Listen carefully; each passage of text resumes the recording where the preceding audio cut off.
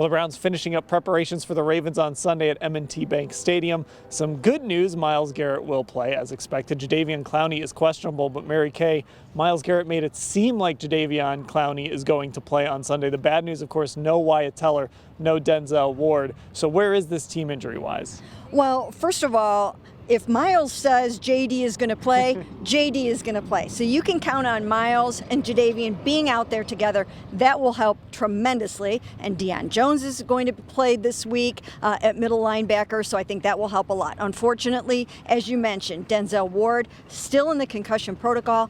Wyatt Teller will not be able to play this game, so that will hurt because they're going to really need to be able to run the ball against the Ravens. So they will miss Wyatt, but they're getting some guys back. And Ashley, we've talked about it all week. When you go against Lamar Jackson, you want to have your two freakish guys on the edge. So if nothing else, at least that should help them try to be able to, as Myles Garrett said, kind of put a net up around Lamar Jackson. Yeah, and it's really difficult to defend him, I think, on a normal day when you're fully healthy. So the fact that they're able to get not one, but both of those guys out there this week, I think is huge. It's like almost like not a best case scenario because they're not at full strength as a defense, but it'll go a long way again when it comes to setting the edge because Jadeveon Clowney is just so good at that.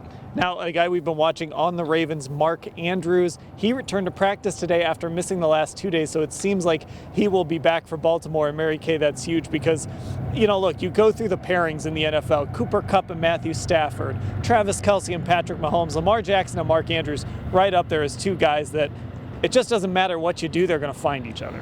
Yeah, they definitely do that. Oddly enough, and it was almost surreal to watch it last year when the Browns picked off that connection 4 times in a game. Actually, the Ravens ended up winning that game, but still it was bizarre. So I know that Lamar will be very, very careful about that.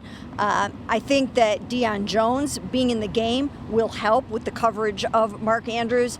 So, yeah, he's one of the best in the biz. He was back today, and he will be a factor. And Ashley, looking back at that game, even with him being shut down, he still made one of the best catches you'll probably ever see against Ronnie Harrison. Yep, I've referenced it multiple times this week. I think it kind of encapsulates what Lamar Jackson can do, what makes him so dangerous. You think a play is dead, and Lamar Jackson just has the capability to run backwards like 20 yards, throw the ball up there, and him and Mark Andrews have such a strong connection that Mark Andrews is the kind of tight end that's capable of drawing that ball in and making that play. So definitely, I think the top pairing that this Browns defense has to be worried about this week. All right, well, the Browns getting ready for the Ravens. We're going to help you get ready for the Ravens. You can follow along, previews, game picks, all that stuff at cleveland.com/Browns.